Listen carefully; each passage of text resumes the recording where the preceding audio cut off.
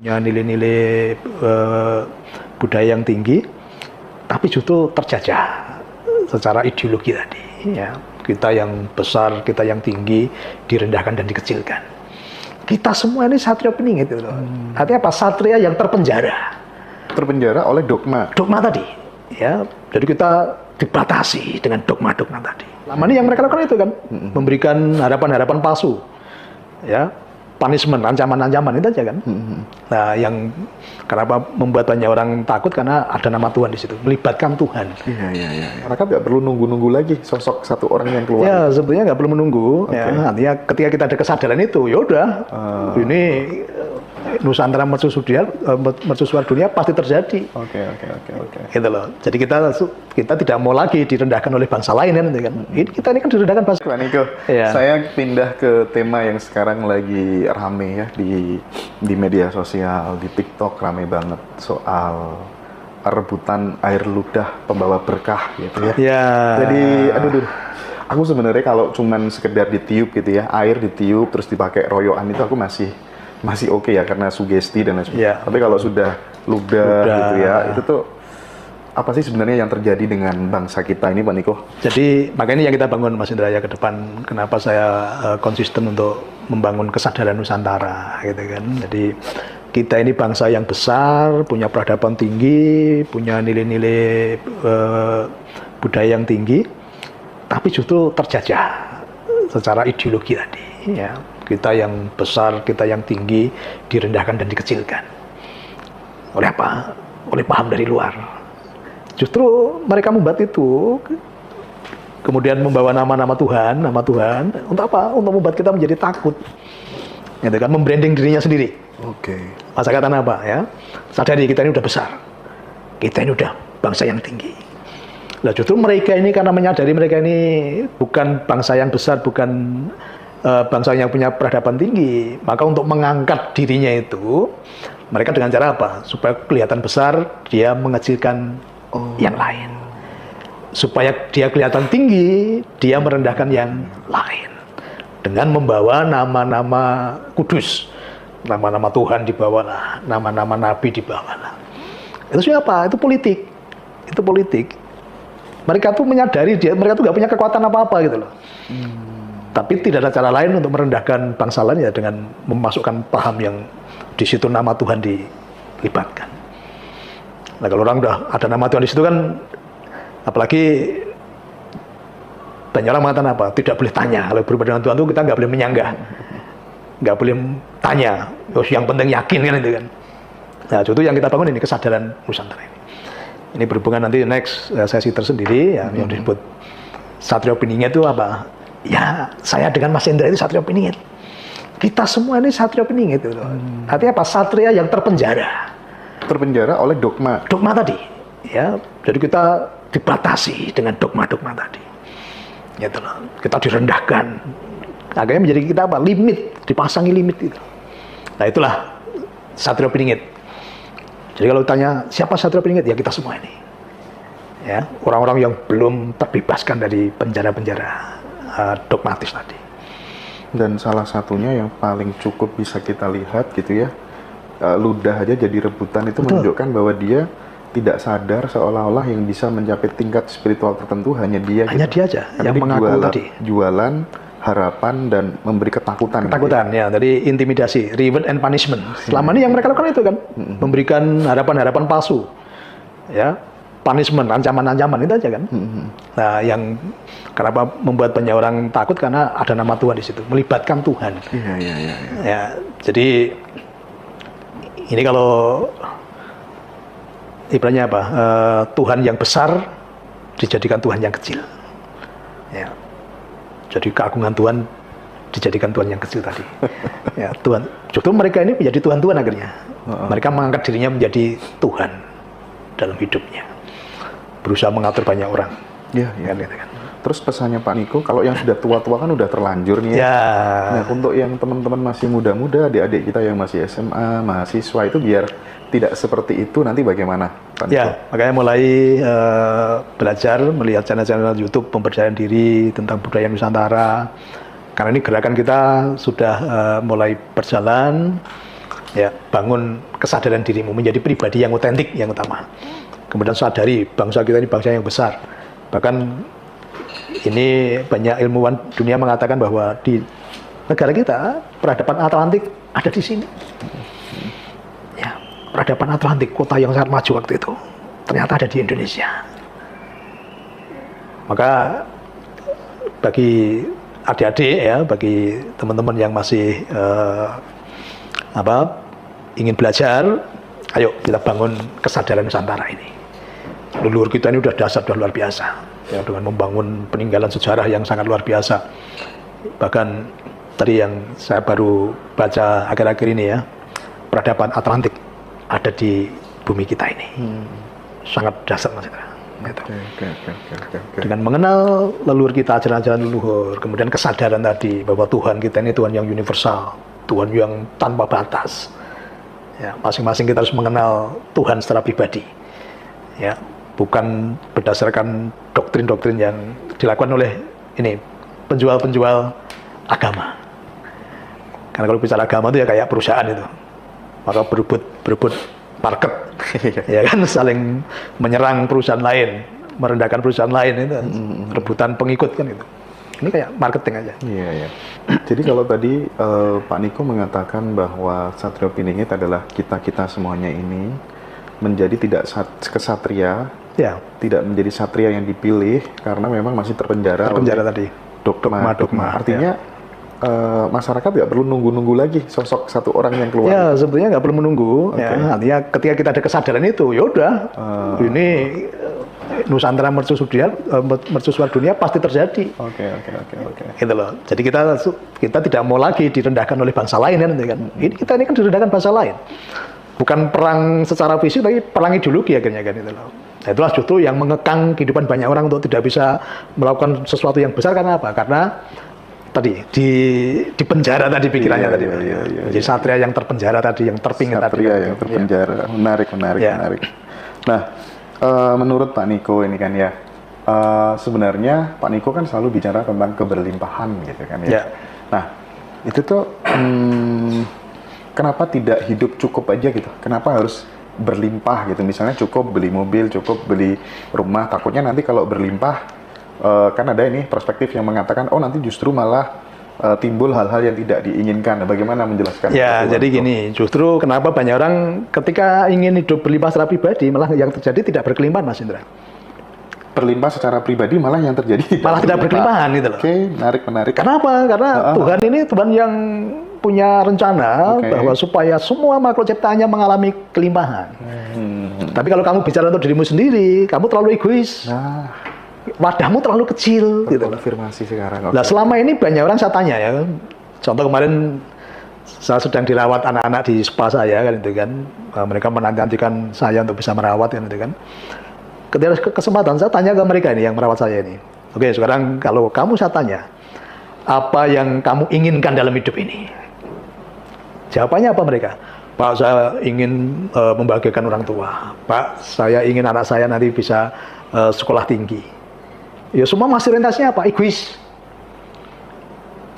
Justru ketika orientasinya egois, justru mereka tidak berkelimpahan. Karena selama ini dari kecil yang dia pikirkan apa? Tentang kehidupannya sendiri gitu. Orang tuanya, keluarganya kan gitu kan. Padahal semesta ini kan berkelimpahan. Maka dengan saya sadari itu, saya katakan apa? Tuhan, aku mau berkelimpahan dan bermanfaat bagi banyak orang. Otomatis kan semua terjawab, Mas Indra. Kalau saya berkelimpahan, otomatis saya bisa membagikan orang tua. Kalau saya berkelimpahan, otomatis saya bisa menyekolahkan anak setinggi-tingginya. Dan walaupun saya pun anak mau sekolah tinggi atau enggak, bagi saya enggak penting kan itu kan. Tapi yang penting apa? Berkelimpahan dan bermanfaat bagi banyak orang. Justru itulah sejatinya kelimpahan. Kalau masih untuk diri sendiri, bukan kelimpahan. Kelimpahan itu apa? Untuk diri sendiri sudah sangat cukup dan melimpah. Bermanfaat bagi banyak orang. Dirasakan oleh banyak orang, itu namanya kelimpahan. Kalau masih untuk diri sendiri, belum kelimpahan itu. Baru sebatas cukup. Jadi kalau bagi teman-teman yang masih fresh gitu ya, yang masih muda-muda, yang masih jadi mahasiswa, anak-anak sekolah, mulai sekarang, kalau bercita-cita, agak diperluas. Diperluas. Selama ini banyak orang masih bicara ego. Aku mau ini kan gitu kan. Padahal itu semua bisa diwakili dengan satu kata, aku mau berkelimpahan dan bermanfaat bagi banyak orang. Semua terjawab itu. Meskipun sebenarnya memang tidak ada kata telat ya Pak Niko ya, tapi ketika melihat gitu ya, melihat orang-orang khususnya di teman-teman di Ngadiroso yang sudah sepuh-sepuh gitu, tapi masih bingung soal finansial begitu kan ya, makanya kita mendorong teman-teman yang masih muda, yuk bangun cita-cita yang tinggi, memperbesar wadah rezekinya dengan meluaskan kebermanfaatan kita. Ya. Dan sepertinya nggak ada kata terlambat. Nggak ada kata terlambat. Karena pengalaman saya di sini anggotanya banyak orang pensiun, Mas Indra. Oh, pensiun baru mulai sadar ya? Iya, baru mulai sadar dan mereka berkelimpahan kok. Oke. Mereka berkelimpahan kok. Asal tata cara dari tata caranya ya. Tadi kan saya sudah memberikan ini kan tahapan-tahapan untuk menuju kelimpahan. Silakan dipraktekkan. Dan itu pasti. Bukan insya Allah. Bukan insya Allah. Bahkan kemarin Arpan mewawancarai orang dari Toba ya, kamu ya. Iya. Nah, ini yang mewawancarai Arpan, tapi sayangnya udah kontak lagi belum? Sudah upload tuh. Udah upload ya? Orang dari Toba belum pernah ketemu saya, Mas Indra. Iya. Tapi udah mempraktekkan apa yang saya ajarkan. Oke. Dan dia udah mengalami namanya keajaiban dan kelimpahan. Apa tuh keajaibannya? Keajaiban begitu saya praktekkan doa jam 3 pagi itu. Oke. Dia dapat keajaiban transfer uang masuk dari sumber yang dia tidak dikenal sebesar 5 juta. Kemudian yang kedua, keajaiban kedua, ada transfer uang masuk lagi. Jumlahnya 53 juta. Dikenal nggak? Nggak dikenal semua. Nggak dikenal semua. Nah dari situ akhirnya dia punya, dia katakan, Pak Niko, saya langsung mencipta Pak Niko. Saya pengen ketemu Pak Niko. Akhirnya satu keluarga berangkat ke Salatiga, ya, 4 hari perjalanan Mas Indra. Jadi PP 8 hari. Nah waktu itu yang mamanya, kakaknya, bapaknya tanya, nanti kalau nggak ketemu Pak Niko gimana? Tenang mah, aku udah mencipta Mas, seperti yang diajarkan Pak Niko. Pasti nanti ketemu Pak Niko. Nanti salaman aja udah kita udah seneng, pokoknya pasti udah mencipta. Nah, yang kerennya lagi pas datang ke sini udah malam, ditemui oleh anak buah saya di depan sana. Anak buah saya ngomong gini, oh Bapak tidak ada, gitu. Artinya saya masih perlu istirahat. Mas, saya itu udah mencipta Mas. Saya sudah mencipta, pasti ketemu Pak Niko. Nah, akhirnya bisa ketemu saya juga gitu loh. Jadi karena dia yakinnya tadi mencipta tadi. Saya tuh sampai jadwal mau berangkat ke Jakarta tuh kok mundur-mundur apa gitu. Ternyata dia yang mencipta. Antusias itu powerful. Powerful, betul. Dan dalam perjalanan pun menuju Salatiga, di dalam perjalanan dapat keajaiban lagi. Ada dikasih uang orang 2 juta sama 5 juta ya Arpannya. Gitu. Keren. Padahal belum ketemu saya. Hanya menjalankan tadi apa yang saya sampaikan tadi. Dan ini banyak dialami banyak orang yang seperti itu banyak Mas Indra. Yang sakit-sakit sembuh ada nggak? Banyak. Dari Bojonegoro kemarin ya, dari Bojonegoro itu mencipta juga. Jadi dia berangkat dari Kamis, aku mencipta punya nanti ketemu Pak Niko. Dia punya sakit. Jadi kalau sakit pinggangnya sama kaki itu nggak bisa bergerak, dan sakit sekali. Akhirnya dia punya keyakinan, aku mencipta ketemu Pak Niko dan sampai sana sembuh. Nah, betul, sampai di sini itu dia mengalami keajaiban, nginep di sini sampai 2 hari kalau nggak salah waktu itu. Tidak sakit maksudnya. Tidak sakit. Padahal di rumah setiap hari kesakitan. Ya, semesta dari berkelimpahan, semesta menyediakan apapun yang kita inginkan. Ya, kami hanya sebagai rekan sekerjanya Tuhan, ya, masih banyak niko-niko yang lain. Ya. Tapi ketika kemudian sembuh itu belum sempat belum sempet diludahi airnya disuruh minum gitu belum? Kita nggak pernah ada itu. Ya. Walaupun ada beberapa anggota saya kalau saya minum gini kadang sering direbut, diminta ya, tapi terus nggak minta diudahi, nggak, udah bekasnya Pak Niko aja. Tapi saya sebenarnya melarang, tapi mereka ya tadi keyakinan kan kita nggak bisa melarang ya. Lagi-lagi sugesti ya. Sugesti. Ya. Tapi enggak, saya nggak jualan air, ini enggak. Saya pun nggak jualan garam. Ternyata saya melihat di TikTok ada ada yang jualan garam. Oh banyak lah. Ya. Salt Magic segala macam. Ya, di sini silakan beli sendiri garamnya. Di pasar tuh sama aja. Yang dijual di online maupun yang di pasar sama aja. Itu untuk mandi itu ya? Ya, jadi keren sih itu. Keren. Dan itu mandi garam grosok atau kasar itu ya. Waktunya beda-beda tergantung level masalahnya gitu. Ya, jadi laporan dari beberapa anggota ada yang setiap mandi air garam itu pingsan Mas Indra, sampai diulang 3 kali. Gitu. Jadi banyaklah reaksinya banyak gitu kan. Tapi saya pastikan setelah mandi air garam semuanya ringan. ringan, ada energi baru gitu. Ya, dibersihkan semuanya. Gitu. Oke, menarik. Sugesti ini kan sebenarnya sama di ayat ya. Aku sesuai prasangka hamba. Betul, sama sebetulnya, gitu kan. Masalahnya itu. Nah, banyak orang sudah tahu teorinya, kadang prakteknya ini kan nggak diperjelas gitu loh, nggak diperjelas. Kenapa banyak teman-teman yang tidak lulus mantra penciptaan 21 hari itu kenapa? Yang bikin nggak lulus apa kira-kira? Banyak faktor, kita bisa lihat dari karma yang belum selesai juga. Kemudian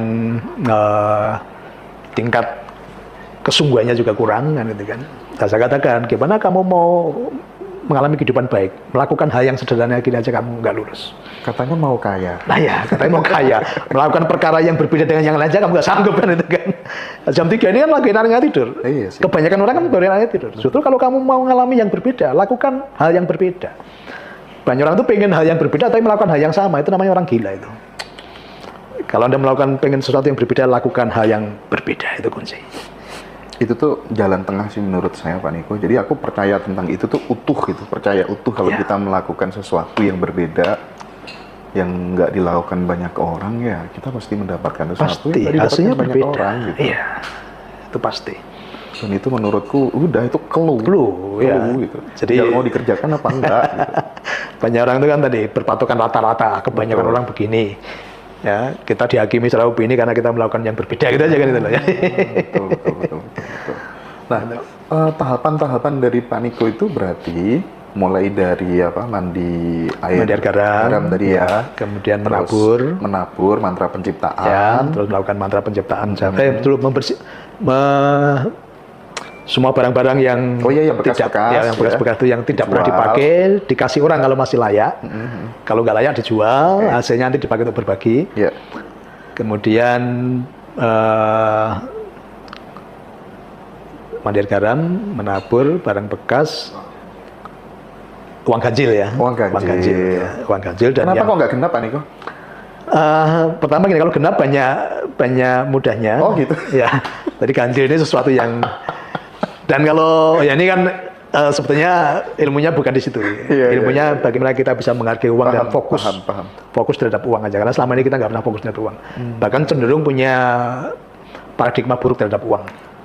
Ya uang yang sesuatu yang membawa maksiat, besok mati nggak dibawa, uang menjauhkan persaudaraan. Ini kan kita selama ini punya stigma buruk terhadap uang. Nah, dengan kita belajar tadi, ketika saya perintahkan cari uang yang ganjil, pasti setiap ada uang dia akan lihat, dilus-lus, diperhatikan itu kan. Hukumnya apa? Dimana kita fokus terhadap sesuatu itu akan menjadi besar. Termasuk fokus pada utang akan makin besar. Nah, makanya selama ini saya melihat banyak seminar-seminar yang judulnya apa? Bebas utang. Karena saya banyak menangani orang-orang yang sudah ikut seminar itu, justru nggak selesai utangnya. Maka di sini saya nggak fokus ke utang, justru tak ajari fokus pada kelimpahan. Saya mengajarkan bagaimana berkelimpahan. Saya konsisten untuk bicara tentang kelimpahan.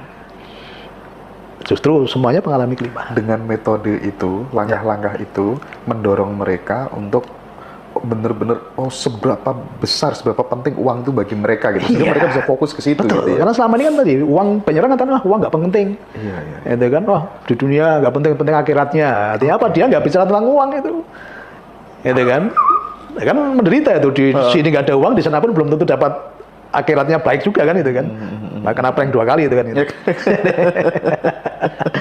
Maka justru kita rubah.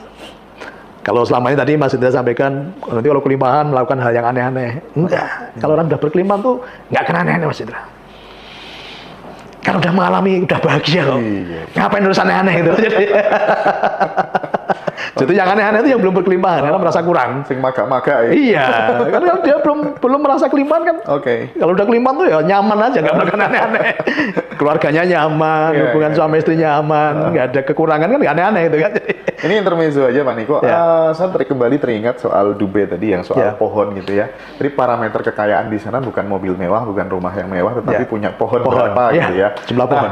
Sana itu kan terkenal sebagai negara yang mayoritas Muslim. Gitu ya. Saya pengen tahu bagaimana kira-kira caranya berpakaian gitu. Apakah kemudian bercadar semua? Terus tentang azan Pak Niko, kalau di sini gitu kan 5 kali, 5 dan kali. itu keras banget suaranya kan ya. Ya. Di sana bagaimana Pak Niko? Justru kenapa Dubai negara maju karena sangat terbuka dan sekuler. Oh, Ya, bebas maksudnya. Bahkan tanda kutip prostitusi pun bebas. loh. Karena di trotoar itu banyak kartu nama, ada nomor handphonenya, ada fotonya. Mau pilih dari etnis mana ada di sana. Emang dilegalkan? Saya nggak tahu legal atau enggak, tapi yang jelas tuh kartu nama tersebar di trotoar. Jadi ya otomatis legal, ada nomor teleponnya kok. Iya. Kalau nggak legal kan polisi gampang nangkap ini. Jadi cantumkan kontak person, ada fotonya, negaranya, etnisnya semua ada. Udah misalnya kalau orang punya pikiran ini ya, penjahat kelamin lah katakan. Iya. Siang mungkin etnis Asia. Oh. Malam bisa merasakan Eropa. Pun pilih yang mana gitu Gak kan. ada anak buahnya Pak Niko yang coba-coba gitu? Nggak tahu kalau di luar saya. Jadi sangat bebas, sekuler banget. Kemudian juga walaupun negara Muslim, untuk menemukan orang bercadar itu bisa dihitung. Oh gitu? Ya, itu banyak yang ya multi etnis dan yang agamis malah sedikit sekali. Gitu ya? Ya, itu banyak inilah di toko, di resto, di mall tuh ya bebas. Orang mau pakai celana pendek, hanya mau pakai bikini itu aja jalan di mall biasa di sana. Itu. Bahkan tadi disinggung adzan cuma sekali aja di maghrib. Maghrib? Itu pun nggak terlalu keras. Yang lainnya nggak ada? Lainnya nggak ada adzan. Ya Allah. Di maghrib aja dan itu pun nggak keras. Nggak terlalu keras gitu ya? Ya nggak keras, jadi nggak menimbulkan kebisingan nggak, gitu ya? kami dengar pun kalau kami nggak diam itu nggak dengar gitu ya. Oh gitu Manko ya? Ya sayup-sayup lah itu, sayup-sayup. Kalau di Turki? Kalau di Turki, pengalaman kami di Turki subuh aja. Subuh aja? Subuh. Lain itu nggak ada adzan di Turki. Jadi karena sudah berkeliling di beberapa negara ini Muslim dan itu. baru lah ya, informasi baru lah ya. Jadi teman-teman nanti yang mau ke Dubai atau ke Turki gitu, adanya cuma sekali. Ya, kemarin pengalaman tim saya pas di Turki itu, di sana azan itu jam 7 pagi kalau nggak salah. Nah, orang kita kan subuhnya udah sebelum jam 5. Baru dengar adzan itu loh. Lah, dia tuh menyesal. Oh, tadi diterima nggak ya sholat saya? Gitu. Jadi, kasihan banget. Seolah-olah Tuhan belum buka praktek. Aduh. Ya, inilah kesadaran. Ketemu Tuhan bisa kapanpun, dimanapun, dalam kondisi apapun, dengan bahasa apapun. Karena Tuhan kita Tuhan yang universal dan tanpa batas tadi. Ya, totalitas ya kan. ya. Jadi ketemu Tuhan bisa sewaktu-waktu. Saya katakan sholat itu latihan untuk mengenal Tuhan. Sayangnya sampai udah tua pun masih latihan terus. Gitu. Baik, oke, dari pohon geser tadi ke apa tuh namanya, cara berpakaian sekuler, terus kemudian azan. Ya. Aku pengen geser ke polisi deh ya. Ya. Banyak nggak tilangan polisi di sana di Di jalan, sana gitu? hampir kita tidak melihat polisi. Hampir nggak ada polisi. Ya, jadi jalan pun nggak ada polisi. Oke. Jadi tertib, semua digital. Oke. Jadi kalau pelanggaran jalan lampu merah, nah bedanya bahwa di sini lampu warna kuning, di sini kan ngegas. Di sana warna kuning udah semua langsung berhenti. Oh gitu. Kemudian pejalan kaki sangat dihormati. Kalau ada orang jalan kaki, mobil langsung berhenti juga. Itu sangat tertib. Jadi memang betul-betul kota dunia. Ya. Yang sangat nyaman, cuma suhunya aja yang nggak nyaman. Iya. Kalau Panas gitu semua ya oke lah. Jadi pemandangan gedung-gedung pencakar langit yang tinggi. Oh iya, keren ya. Keren-keren lah gitu kan. Ya, di Burj Khalifa itu berapa lantai itu? 200 ya, kita udah naik ke atas ya. Itu.